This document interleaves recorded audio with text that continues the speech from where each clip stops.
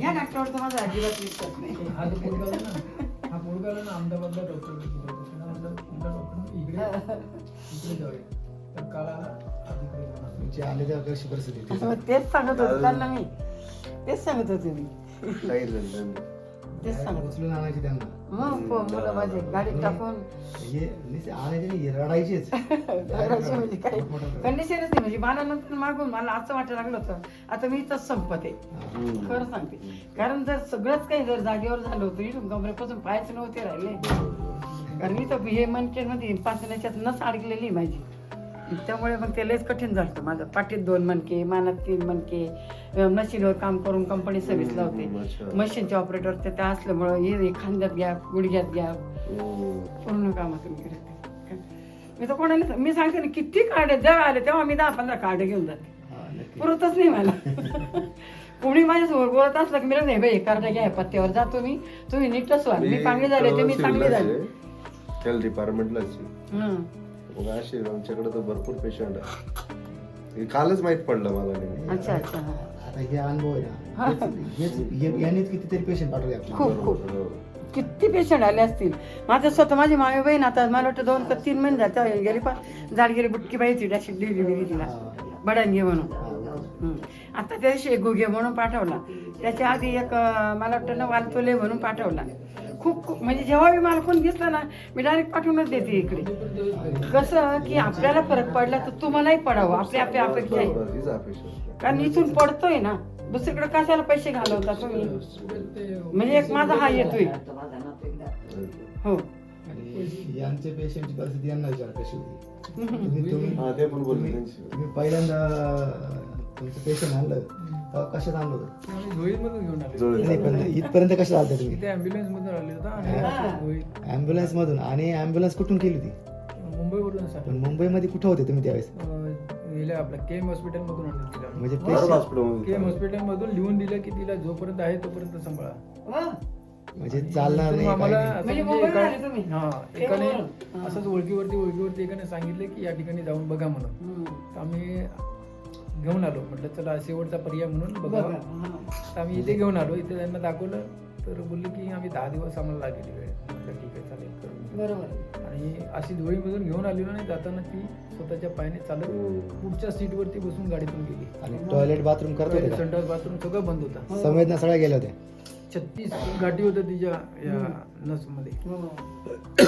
आणि आणलं तर डॉक्टरने काय सांगितलं तुम्हाला का आता हे पेशंट कुठंच बरं नाही तेच होणार? नाही बोलणार. जोपर्यंत आहे तोपर्यंत सांभाळा. तुम्ही मानसिकता करून घ्या का आता थोड्या दिवसात कमरेत खाली जीव गेला ना तर थोड्या दिवसात इथून खाली जीव जाईल आणि फक्त डोळे वेळेच उघडतील, बाकी काही करणार नाही.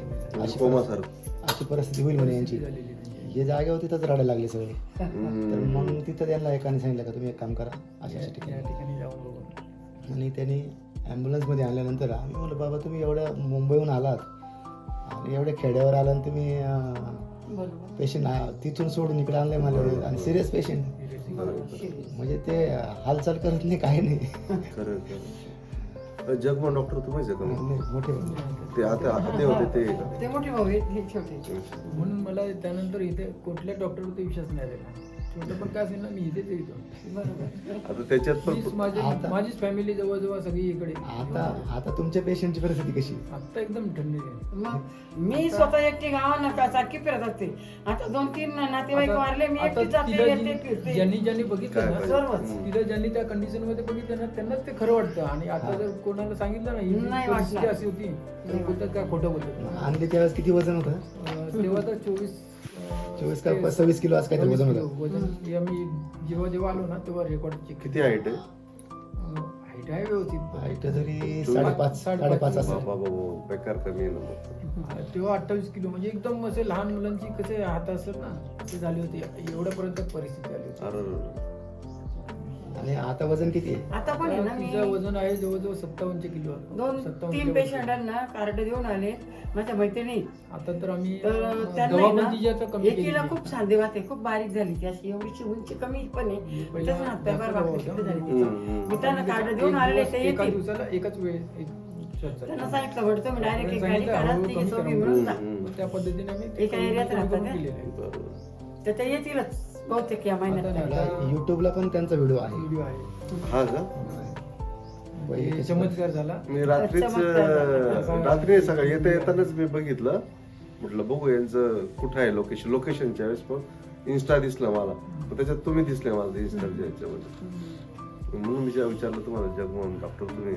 मोठे बोलतो ते. दोघं भाऊ आम्ही. नाही, नाही. दोघंच कंटिन्यू इथं असतात. काहीतरी चमत्कार आहे या नाही, ठिकाणी. भगवंताची जागा ही, भगवंताची कृपा होती इथं पेशंट. तुम्हाला सांगू का दुसऱ्या योगेश्वर भगवानची कृपा आहे. आम्ही जेव्हा धुळीमध्ये आणला आणि त्यांना जे योगेश्वरांनी वरदान दिलं असेल काहीतरी त्याची कृपा आहे. दुसऱ्या दिवशी तिच्या पायावरती उभं केलं आणि आणि असं पहिल्या दिवशी हे काय बोलले, 3 महिने झाले पेशंट बसलेलं आणि झोपलेले नाही. पहिल्या सेटिंग मध्ये पेशंट बसलं पहिल्या दिवशी. पहिल्या दिवशी. ॲम्ब्युलन्स मध्ये दुसऱ्या आणलं दिवशी असं त्यांना फिरवले ते. पहिल्या दिवशी. म्हणजे जेवढे दिले सर्व याच्यावर आहे, सर्व याच्यावर. पूर्ण याच्यावर हा, याच्यावर आहे ना सगळे आधार लिहिलेले आहेत ना.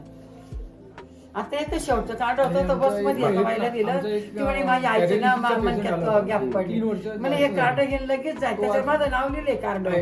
तिला म्हणले हे कार्ड दाखव त्यांना जाय म्हणून. हे माझं ना मला परत 7-8 कार्ड 5 वर्ष अगोदर पल्मोनरी थ्रोम्बोसिस कुणी मागतच राहतं. ऍडमिट केलं होतं आपण त्यांना. ते 3 वर्ष झालेले पॅरालिसिस, जुनं पॅरालिसिस, काहीच नव्हतं म्हणजे एकदम पाय सरकत चालायचा. तो माणूस एकटा फिरतोय गावामध्ये.